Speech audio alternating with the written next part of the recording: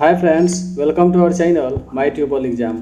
Friends, आज हम लोग बिहार पुलिस फायरमैन के लिए 16 नंबर प्रैक्टिस सेट देखने जा रहे हैं और इसमें हमने कुल 51 प्रश्नों को शामिल किया है और प्रत्येक प्रश्न पर आपको 5 सेकंड का समय दिया जाएगा सही उत्तर का चुनाव करने के लिए। तो चलिए शुरू करते हैं आज के इस 16 नंबर वाले प्रैक्टिस सेट को।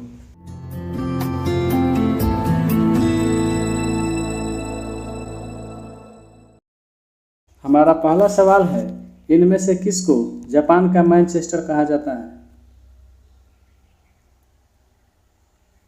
इसका सही उत्तर हो जाएगा ऑप्शन ए, ओसाका को। दोस्तों, यह नागासाकी शहर जो है यह भी जापान का ही शहर है और इस पर अमेरिका ने द्वितीय विश्व युद्ध के दौरान 9 अगस्त 1945 को परमाणु बम गिराया था तथा ठीक इससे 3 दिन पहले 6 अगस्त 1945 को अमेरिका ने ही हिरोशिमा पर भी परमाणु बम गिराया था। इन दोनों पॉइंट को आप लोग याद रखेंगे। हमारा दूसरा प्रश्न है, भारत के स्वतंत्रता संघर्ष के दौरान डेक्कन एजुकेशनल सोसाइटी नामक संस्था की स्थापना किसने की थी? इसका सही उत्तर हो जाएगा ऑप्शन सी, बाल गंगाधर तिलक ने। हमारा तीसरा प्रश्न है, 1857 के गद्दर के समय भारत का गवर्नर जनरल कौन था?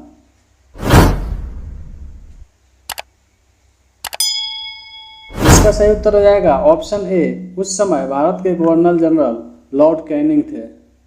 हमारा चौथा प्रश्न है, भारत भारतीयों के लिए है का नारा किस संस्था ने दिया था?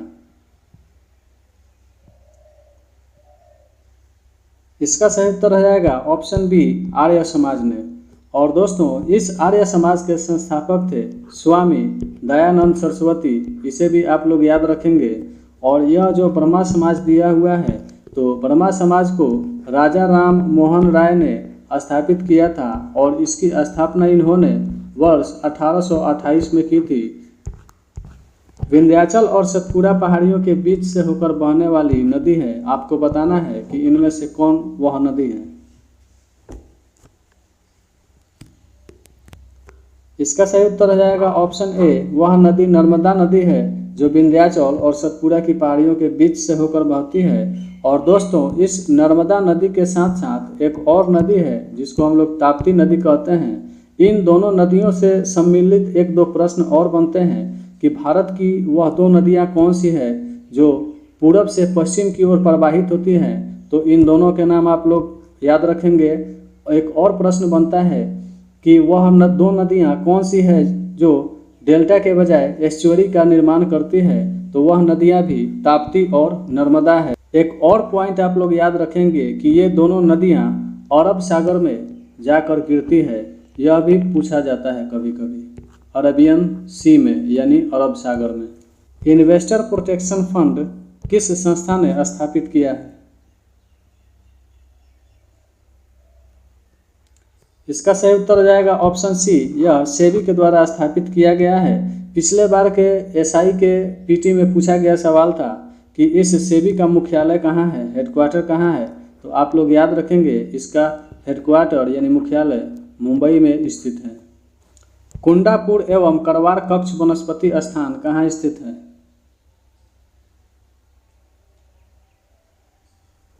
इसका सही उत्तर हो जाएगा ऑप्शन बी, यह कर्नाटक में स्थित है। भारत की प्रथम बहुउद्देशीय परियोजना किस नदी पर बनाई गई थी?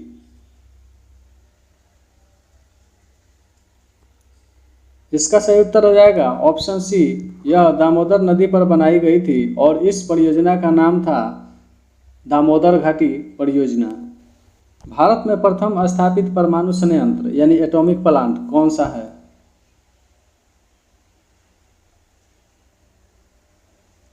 इसका सही उत्तर हो जाएगा ऑप्शन ए, तारापुर परमाणु संयंत्र।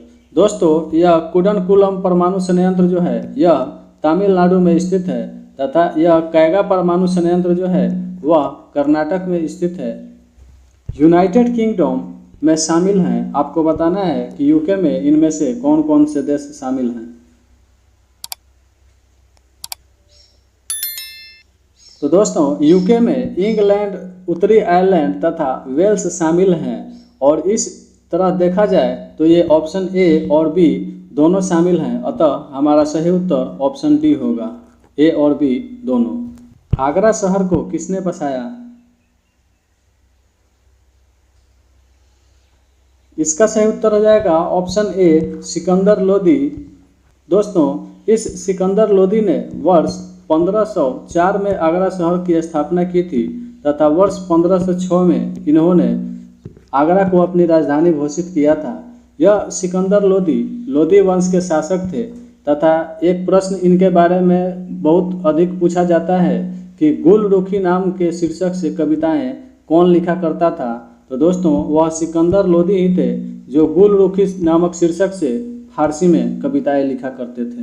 राष्ट्रीय प्रतीक के निचले भाग में उत्कीर्णित शब्द सत्यमेव जयते किस संदर्भ से लिए गए हैं?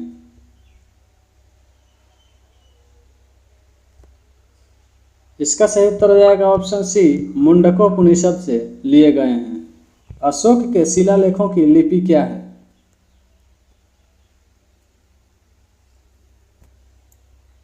इसका सही उत्तर हो जाएगा ऑप्शन बी अशोक के शिलालेखों की लिपि ब्राह्मी लिपि है।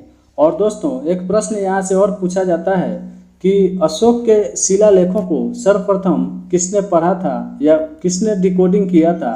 तो आप लोग उनका नाम याद रखेंगे। जेम्स प्रिंसेप नाम है उनका और इन्होंने यह उपलब्धि वर्ष 1837 में हासिल की थी, यानी कि अशोक के शिलालेखों को पढ़ा था। बिहू निम्नलिखित में से किसका लोकप्रिय उत्सव है?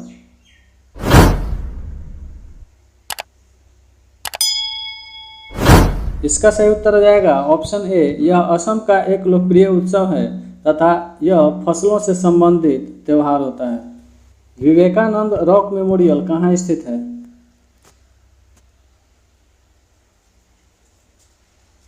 इसका सही उत्तर हो जाएगा ऑप्शन डी यह तमिलनाडु में स्थित है। महात्मा गांधी को राष्ट्रपिता के रूप में उल्लेख सबसे पहले किसने किया था?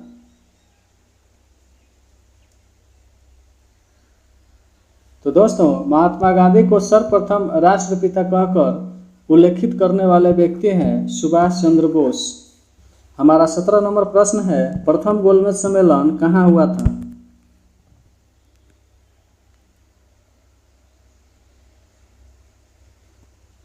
इसका सही उत्तर हो जाएगा ऑप्शन बी लंदन में। दोस्तों, 3 गोलमेज सम्मेलन हुए थे। आइए देख लेते हैं बारी बारी से कि ये तीनों गोलमेज सम्मेलन कब कब किए गए थे।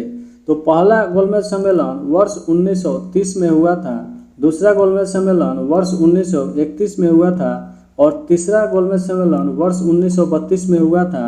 और आप लोग एक ही बार में याद रखेंगे कि यह तीनों गोलमेज सम्मेलन जो थे वह लंदन में ही आयोजित किए गए थे। निम्नलिखित में से देश का लौह पुरुष किसे कहा जाता है? इसका सही उत्तर हो जाएगा ऑप्शन ए सरदार पटेल को, यानी सरदार वल्लभ भाई पटेल को। और दोस्तों, सरदार वल्लभ भाई पटेल को सरदार की उपाधि किसने दी थी? तो आप लोग याद रखेंगे कि बारदोली में जो किसान आंदोलन हुआ था उसी का नेतृत्व करने के कारण बारदोली की महिलाओं ने सरदार वल्लभ भाई पटेल को सरदार की उपाधि दी थी। एक प्रश्न यह भी पूछा जाता है कि उनको यह उपाधि किनके कहने पर दी गई थी? तो उनका आप लोग नाम याद रखेंगे कि महात्मा गांधी के कहने पर बारदोली की महिलाओं ने सरदार वल्लभ भाई पटेल को सरदार की उपाधि दी थी। महात्मा गांधी को अदनंगा फकीर किसने कहा?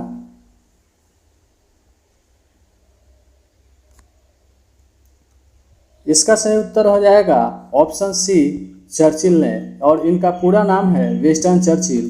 दोस्तों, इस माउंटबेटन ने भी महात्मा गांधी को एक नाम दिया था और वह नाम था वन मैन बाउंड्री फोर्स।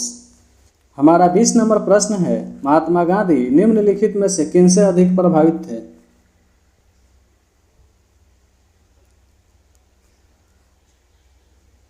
इसका सही उत्तर हो जाएगा ऑप्शन बी लियो टॉल्स्टॉय। दोस्तों, इस लियो टॉल्स्टॉय का प्रभाव महात्मा गांधी पर सर्वाधिक पड़ा था। जबकि एक प्रश्न यह भी पूछा जाता है कि महात्मा गांधी के राजनीतिक गुरु कौन थे? तो महात्मा गांधी के राजनीतिक गुरु के रूप में गोपाल कृष्ण गोखले को जाना जाता है। महात्मा गांधी का जन्म हुआ था, आपको बताना है कि इनमें से किस वर्ष में महात्मा गांधी का जन्म हुआ था। इसका सही उत्तर हो जाएगा ऑप्शन बी 1869 में। दोस्तों वर्ष 1869 में 2 अक्टूबर को महात्मा गांधी का जन्म हुआ था और इसी वजह से 2 अक्टूबर को गांधी जयंती मनाया जाता है तथा 30 जनवरी को महात्मा गांधी की मृत्यु हुई थी, तो इस दिन को शहीद दिवस के रूप में जाना जाता है और मनाया भी जाता है। निम्नलिखित में से कौन पंजाब केसरी के नाम से विख्यात थे?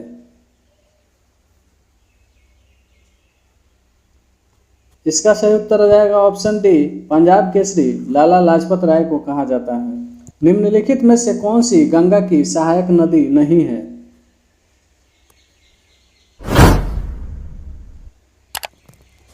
इसका सही उत्तर हो जाएगा ऑप्शन ए, स्वर्ण रेखा नदी जो है यह गंगा की सहायक नदी नहीं है।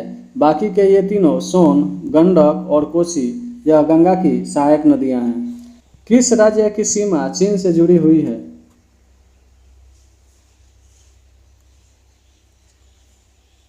दोस्तों दिए गए इन राज्यों में से एकमात्र अरुणाचल प्रदेश की सीमा चीन के साथ लगती है, इसलिए इसका सही उत्तर ऑप्शन डी होगा। कितने वर्ष के पश्चात राष्ट्रीय जनगणना होती है?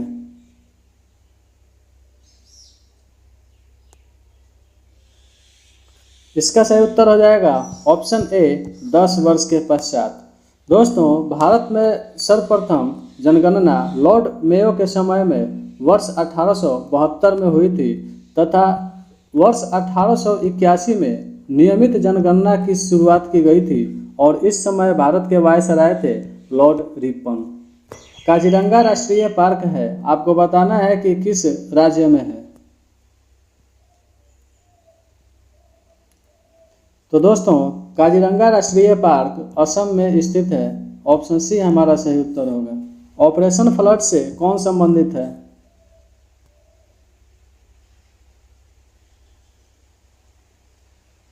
इसका सही उत्तर हो जाएगा ऑप्शन डी, ऑपरेशन फ्लड का संबंध डेयरी विकास से है। धान की खेती के लिए उत्तम मिट्टी कौन सी है?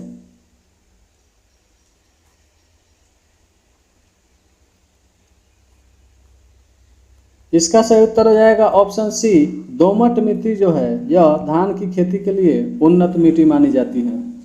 कौन से भारतीय शहर हैवी इलेक्ट्रिकल्स से संबंधित है?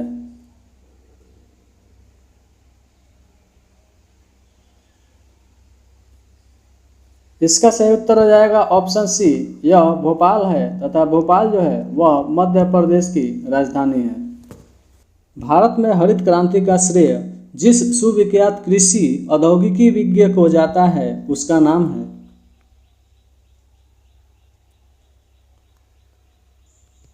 इसका सही उत्तर हो जाएगा option C, doctor Verghese Kurien. और दोस्तों अगर बात की जाए कि विश्व स्तर पर यह ख्याति किसको प्राप्त है तो आप लोग नॉर्मन ई बोरलॉग का नाम रखेंगे और यह नॉर्मन ई बोरलॉग जो थे वह अमेरिका के यानी यूएसए के निवासी थे। राणा प्रताप सागर परियोजना संबंधित है। दोस्तों आप लोगों को बताना है कि इस परियोजना का संबंध इनमें से किस प्रकार के शक्ति के उत्पादन से है?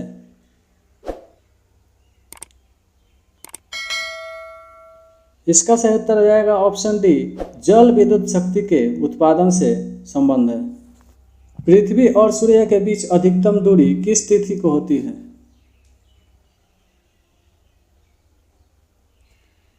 इसका सही उत्तर हो जाएगा ऑप्शन सी, 4 जुलाई को।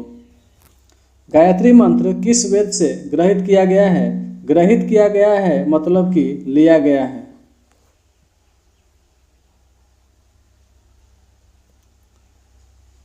इसका सही उत्तर हो जाएगा ऑप्शन ए, गायत्री मंत्र को ऋग्वेद से लिया गया है। और दोस्तों इस गायत्री मंत्र के रचयिता महर्षि विश्वामित्र हैं तथा यह गायत्री मंत्र सूर्य सावित्री को समर्पित है। हिंदी भाषा किस लिपि में लिखी जाती है?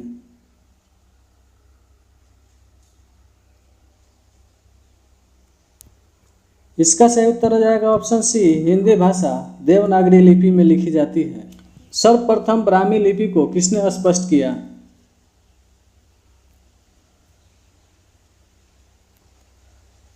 इसका सही उत्तर हो जाएगा ऑप्शन ए, जेम्स प्रिंसेप। और इन्होंने यह कब किया था तो आप लोग याद रखेंगे कि वर्ष 1837 में इन्होंने ब्राह्मी लिपि को स्पष्ट किया था। राष्ट्रीय विज्ञान दिवस किस दिन मनाया जाता है?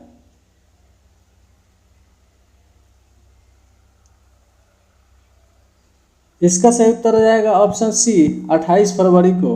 दोस्तों, इस 28 फरवरी को भारत के वैज्ञानिक सीवी रमन ने रमन प्रभाव की खोज की थी। इसी वजह से 28 फरवरी को राष्ट्रीय विज्ञान दिवस मनाया जाता है। आंसुओं यानी टीयर्स में कौन सा पदार्थ घुला रहता है?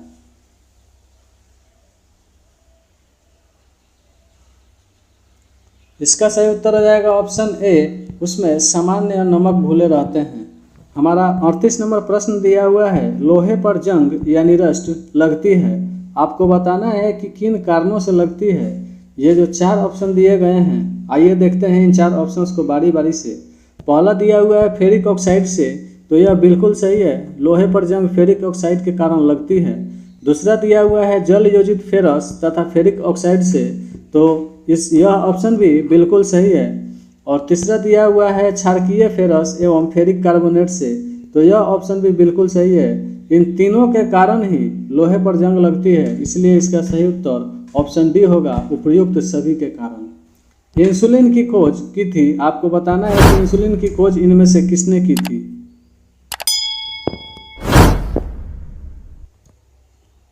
इसका सही उत्तर हो जाएगा ऑप्शन ए, इंसुलिन की खोज बैंटिंग ने की थी। वनस्पति तेलों को घी में परिवर्तित किया जाता है, उसको किस विधि से परिवर्तित किया जाता है, यही आपको बताना है।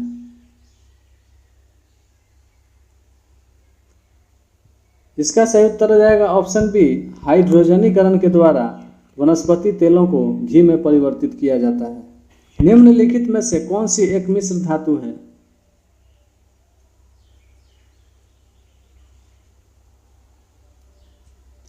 इसका सही उत्तर हो जाएगा ऑप्शन बी, यह स्टील जो है यह मिश्र धातु है।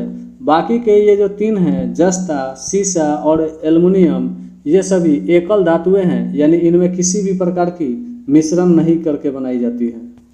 निम्नलिखित में से कौन सी ईंधन गैस यानी फ्यूल गैस नहीं है? आइए देखते हैं ये जो ऑप्शन दिए गए हैं। पहला दिया गया है भाप अंगार गैस, तो यह ईंधन गैस है। दूसरा दिया हुआ है प्रोड्यूसर गैस, तो यह भी ईंधन गैस है। तीसरा दिया हुआ है हास गैस यानी लाफिंग गैस, तो यह प्रोड्यूसर गैस नहीं है। और चौथा दिया हुआ है मार्स गैस, तो इसका भी प्रयोग ईंधन के रूप में किया जाता है। अतः इस प्रश्न के लिए हमारा सही उत्तर ऑप्शन सी होगा, लाफिंग गैस। और इसके अणुसूत्र की अगर बात की जाए तो इसका अणुसूत्र जो होता है वह N2O होता है। इसे आप लोग याद रखेंगे। निम्नलिखित में से कौन सा तत्व प्रबल क्षारीय ऑक्साइड बनाता है जब ऑक्सीजन में जलता है?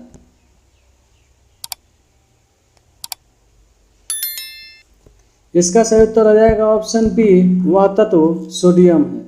फेदम यानी फैदम है। आपको बताना है कि फैदम इनमें से क्या है।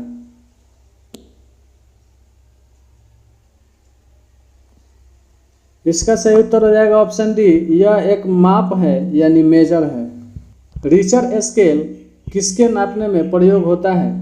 दोस्तों, इसको हम लोग रिक्टर स्केल के नाम से भी जानते हैं और इसका प्रयोग किया जाता है भूकंप की तीव्रता मापने में। ऑप्शन ए हमारा सही उत्तर होगा। डायनामाइट के आविष्कारक निम्नलिखित में से कौन है? इसका सही उत्तर हो जाएगा ऑप्शन सी, अल्फ्रेड नोबेल ने डायनामाइट का आविष्कार किया था। प्लास्टर ऑफ पेरिस प्राप्त किया जाता है। आपको बताना है कि इनमें से किससे प्लास्टर ऑफ पेरिस प्राप्त किया जाता है। इसका सही उत्तर हो जाएगा ऑप्शन बी, जिप्सम से प्लास्टर ऑफ पेरिस को प्राप्त किया जाता है। चिकित्सा व युद्ध में उपयोग के लिए किन किरणों पर नवीनतम अनुसंधान हो रहा है?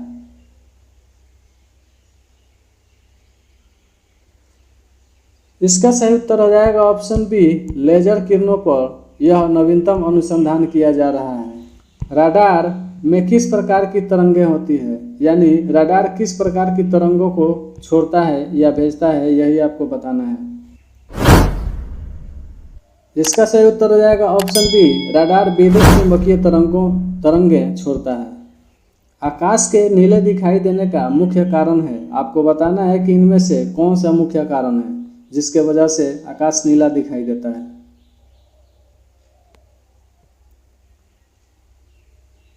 इसका सही उत्तर हो जाएगा ऑप्शन बी, वायुमंडल में उपस्थित धूल आदि के कणों द्वारा सौर विकिरण का प्रकीर्णन होता है, इसी वजह से आकाश नीला दिखाई पड़ता है। तेज गति से आता हुआ वाहन हॉर्न बजाता है तो उसका पिच